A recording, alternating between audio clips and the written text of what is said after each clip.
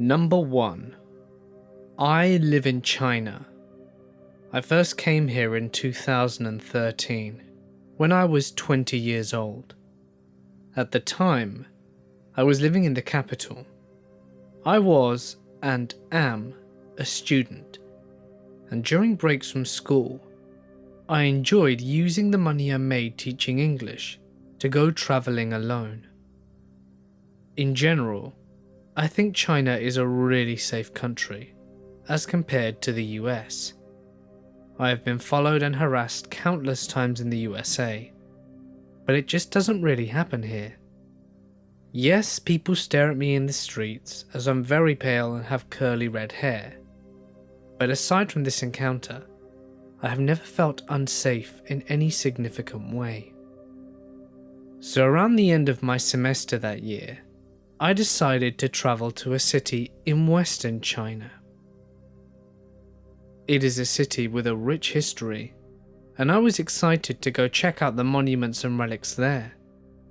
I had stuffed a huge backpack and went on a 14-hour train ride to get there. For anyone who has never been to China or taken a sitting or standing train here, just imagine the most crowded, long, and uncomfortable metro or bus ride ever for 12 or more hours. People smoke in the carriage, and I saw someone pee outside the bathroom, but really, no big. I had travelled very far by myself before, so I handled it all pretty well. At the time, the city didn't have very well developed metro systems, so after I arrived, I had to take a bus to find my hostel. Due to the narrow streets and high density of tourists, I was trapped in traffic for hours before I finally found the tiny hostel just inside the city wall. I was really tired when I arrived, but the hostel was beautiful, and there were loads of people hanging out in the courtyard. The courtyard was partially open and beautifully adorned with plants and bird cages. I sat there drawing in my sketchbook for a while and chatted a little with some of the Chinese guests. After a while, I noticed that a very gaunt and spindly boy with big, staring blue eyes was just sitting in the corner watching me. Eventually, he sort of slouched over to me and struck up a conversation. I judged him to be about 16 or 17 years old, and discovered that he has the male version of my name. He told me that he had taken the train from Germany through Russia and arrived in China. He didn't speak any Mandarin, only 3 words: beer, thank you, and sorry.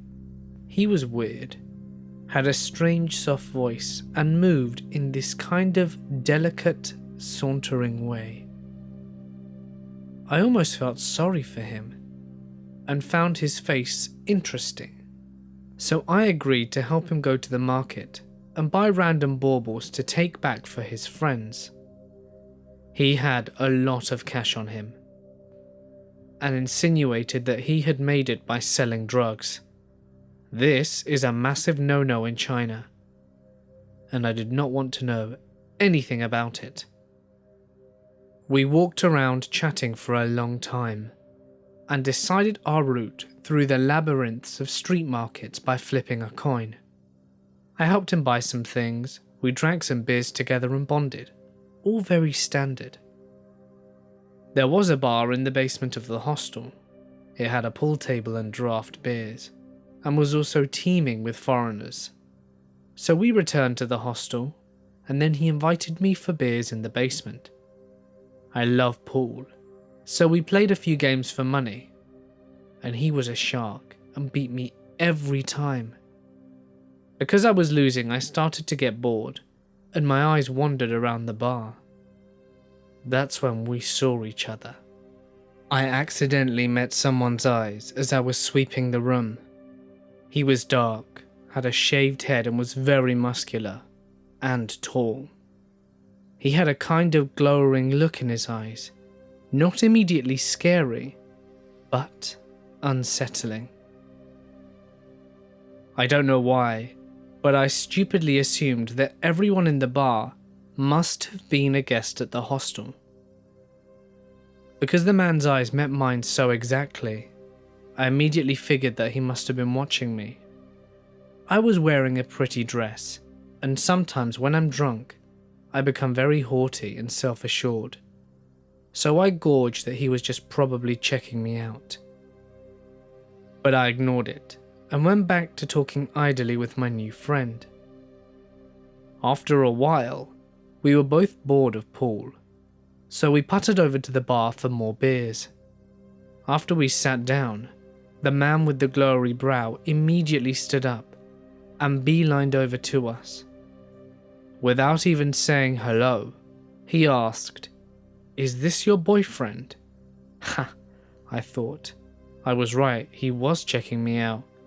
The skinny blue-eyed boy joked, "Yeah, this is my girlfriend. We just met today." I laughed and told him that he wasn't my boyfriend, just a friend. And then the guy invited us for drinks over at his table, where there were about 20 people sloshing down rum and coke. My friend and I obliged. I felt safe, my friend was with me, and there were a lot of other girls at the table. He introduced us to a friend, another hulking dude. I remember that he was wearing a striped polo, but don't remember any of their names. I drank a few rum and cokes, and at this point I was totally plastered, but functional. I was joking with the skinny boy and laughing a lot, when suddenly, the guy stands up and says, "Let's go to Tango." Chorus, "What's Tango?" It was a club, just a 10-minute taxi ride away. At first I was reluctant, but cheers of "Yeah, let's go dance" from the group persuaded me. The entire huge group of people, including my spindly friend, went outside to the street to hail a taxi. I was drunk, confused and cold, but still laughing and joking around. My twiggy friend gave me his hoodie and then said, "I'm too tired to go to this club. I'm gonna go to sleep. Hang the hoodie outside my door when you come back." I felt something fall off the shelf in my head. Twiggy Boy had been a sort of safety net. I liked him, and he was giving me a very platonic and brotherly vibe. Not once had he commented on my appearance, or asked about my relationship status. Just as a taxi pulled up, he disappeared. The large group of people suddenly dispersed, and the glowering man literally grabbed my arm and threw me into the taxi. You have to understand that I am quite thin and somewhat weak, and these two guys, Glowers and the guy in the striped polo, were enormous, at least 20 to 30 kilograms heavier than I am. I had no idea what was happening at this point. This part is a little blurry. I was sitting in the taxi between these two massive guys, inhaling their excessively applied cologne and deodorant. They were both really sweaty, and I didn't even know their names. Glowers instructed the taxi driver to go to the club, and at this point, I realized that his Mandarin was not very good. I asked where the big group of people had gone, and he just said, "They're not coming." I felt a huge dense pit of fear harden in my stomach. After that, no one spoke for a while. To break the silence, I started asking inane questions. Turns out they were both from Nigeria. They were both students too, studying medicine, apparently, and they lived in the city, and I discovered that they were not guests in the hostel, but just liked to go to the basement bar to meet other foreigners. When we arrived at the club, I was shuffled out of the car and had an impulse to jump back into the taxi and run away. I was very drunk, and my balance was somewhat compromised. Before I had a chance to collect myself, Glowers had linked arms with mine and started walking me towards the door. I didn't resist. I was scared. The club was on a second floor of a building, and it was packed with people, mostly Chinese. There were some other Africans there, and Glowers ushered me over to their table. There was one other girl with long hair, and they appeared to all be friends. She said that I was pretty, and I shit you not, then went to ask them, "Where did you find this one?" Everyone laughed. I looked down and said nothing. Glowers was still holding my arm. He dragged me over to the bar, and at this point, I was feeling like a ragdoll. I was afraid, but couldn't seem to motivate myself to bolt. He introduces me to the bartender as his new girlfriend. I was shocked, and at first said nothing. Apparently this guy was a regular at the club, because the bartender, a young Chinese dude with a cool haircut and a lot of ear piercings, seemed to recognize him and replied, "Oh really?" He laughed. "Yeah, really."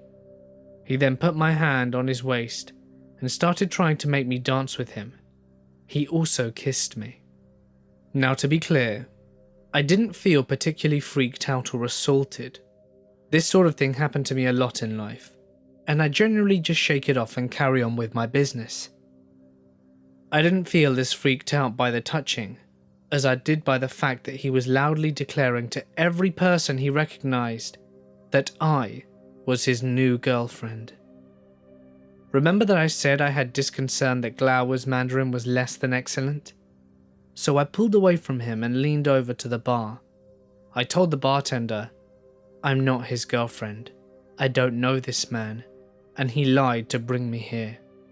The bartender was not altogether alarmed by this, which I found extremely disconcerting. He told me that I should leave. This was pretty much enough for me. Glowers still had his hands on my waist.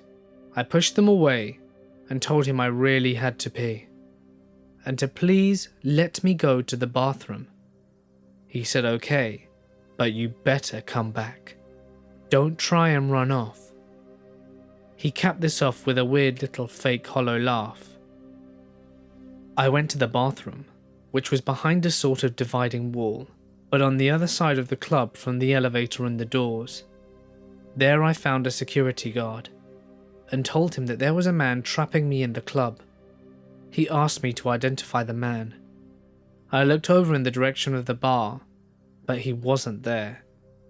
I freaked out and ran into the bathroom, locked myself in the stall, and stayed there for a few minutes.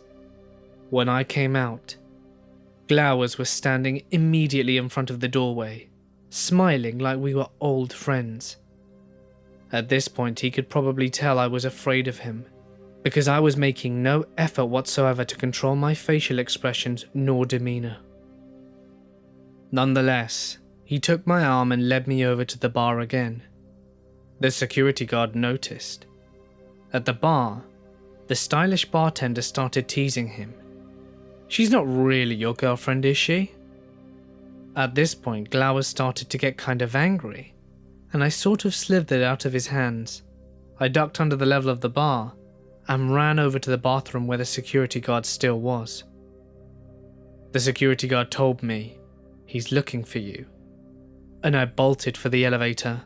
I was crying, red-faced, and stumbling badly when I crashed into the elevator. I was alone, and I breathed in relief. When the elevator doors opened on the ground floor, he was standing right there in front of the doors, and his face had changed. It was intensely disturbing. His brows were all knotted up and contorting, forming a weird knob shape over his eyes, which were engulfed in shadows. His mouth was twisted in a sneering frown. I was paralyzed in the elevator. There was another security guard on the ground floor watching this happen. The guard had no context whatsoever for what was going on, and Glowers started shouting at me very loudly and aggressively. Things like, "You're a rude bitch. You know that," and "You stupid whore. When a guy invites you to a club, you don't run away without saying goodbye. You're disgusting. I was mostly just bewildered, crying from fear, and trying to will my legs to take me the hell out of the elevator. I finally let the dam break. Adrenaline pumped through my body, and I didn't run. I flew out of the elevator, maybe the fastest I've ever ran in my life. I charged through the parking lot, insane with terror, arms flailing. At this point, there was a crowd of security guards watching this happen, but none of them moved. They all just kind of stared blankly at the scene. I knew that the guy was chasing me because I could hear his feet, and he was screaming all manner of curses to me. I don't know how close he was, and I didn't look behind me. I just ran. I had no idea where I was going. It was really late, I think around 3 a.m, and taxis were scarce, but there was one slowly circling the area. I ran for the car and jumped inside, slammed the door and screamed at the driver that I was being chased by a crazy man, and to please just drive in any direction at all. The guy actually ended up getting pretty close to the taxi. One of the last things he screamed at me hit me really hard. He screamed, "You're ugly. I'd never touch you anyway. I thought of you as a sister, you greedy bitch." So yeah, asked my taxi driver to just drive around randomly for a while, then returned me to the hostel and cloistered myself in my room. I returned my twiggy friend's hoodie in the morning, hanging it outside of his room. I sometimes imagine that I have a kind of spiritual bent to my thinking, and at the time, I imagined him as some sort of apparition, whose gift had protected me that night. Fortunately, I never saw any of those people again. Number 2. I used to stay in a hostel whilst I was working. When I worked the UK shift, which was 2 p.m. to 12 a.m. in India. That day I worked an extra hour and came back to the hostel at 2 a.m. I changed and wasn't feeling sleepy and had a pillow beside my bed. I was leaning on it and had my earphones in and was listening to a few songs when the girl who was sleeping in the bed opposite started to move restlessly. I just thought she was having a bad dream, but she kept moving for another 5 minutes. I paid her little attention when she got up from her bed slowly and walked to her cabinet, took the Bible in her hands and hugged it. It was then I got concerned and asked her what happened. She told me something was on top of her and clearly felt something, as if a person who was a lot stronger than her was pressing her into the bed and choking her. She was fighting to get up and moving her hands as if signaling me to help as well as call my name, but I didn't hear anything. I never put headphones in full volume, and yet I heard nothing. She said that the entity had tried to kill her. She couldn't breathe or see anything, but then somehow managed to collect her remaining will, got up and took a Bible into her hands. And she said that when she touched the Bible, whatever was holding her immediately left. She felt her body become free and light.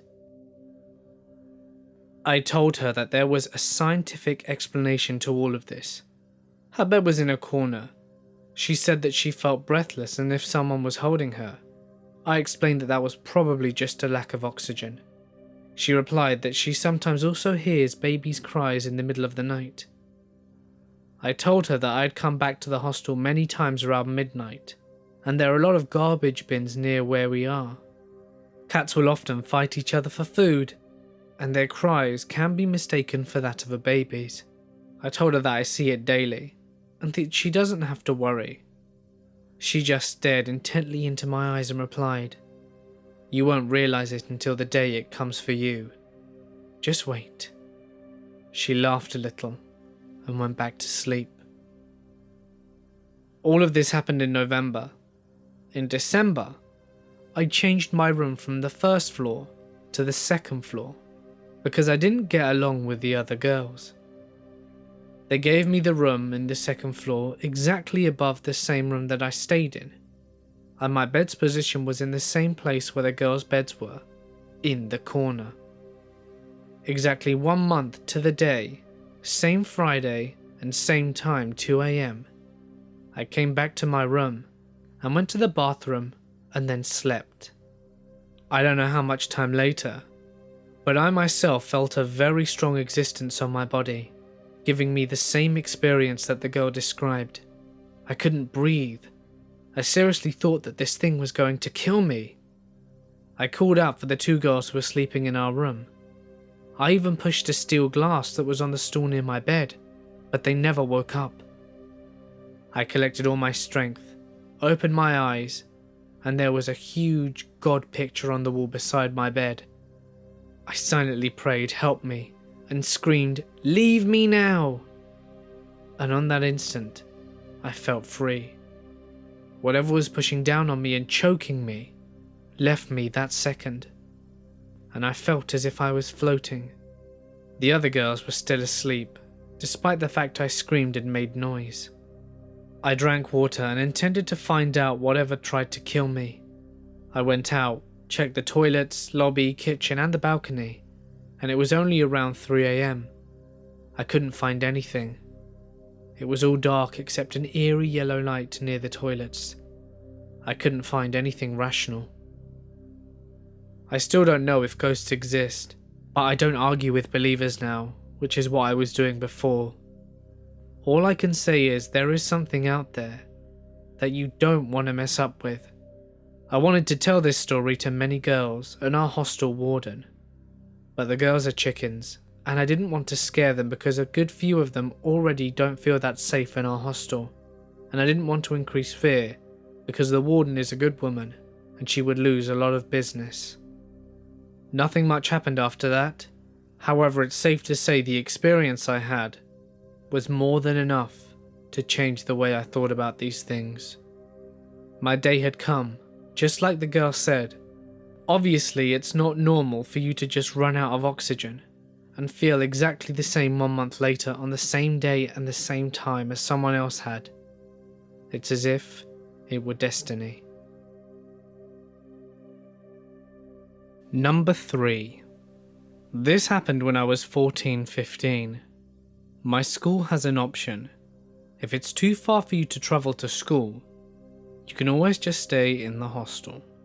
You pay a certain amount monthly, and on alternate weekends, they'll let you go off to see your parents. So this is an all-girls school, and we experienced change of guard a lot after our previous guard passed away. The late guard was a nice chap, and acted more like a grandfather to us. He was in his late 50s and early 60s, bringing us food from his wife and candies, until one day, a man in his 30s took the guard's post after quite some time from the hostel being without one. The new guard was a bit off. There are times when he would walk past our study room and stand by the window staring at us. Other times, he'd stay outside the gate near the shower room smoking ciggies.